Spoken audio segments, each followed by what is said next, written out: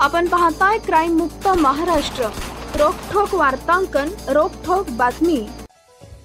खुनासह 4 गुन्हे असलेल्या गुंडांकडून खंडणी विरोधी पथकाने एक पिस्टल आणि एक जिवंत राऊंड जप्त केले।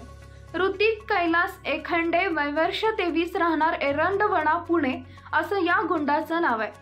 खंडणी विरोधी पथकाचे पोलीस अंमलदार राजेंद्र लांडगे, मयूर भोकरे यांना पाहिजे असलेला आरोपी ऋतिक एखंडे हा कर्वेनगरमधील सहवास कॉर्नर इथं येणार असल्याची बातमी मिळाली।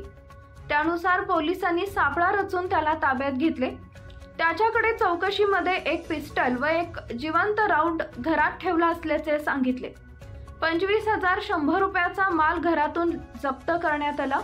ऋतिक एखंडे याच्यावर 2017 मध्ये कोथरूड पोलीस ठाण्यात खुनाचा गुन्हा दाखल आहे।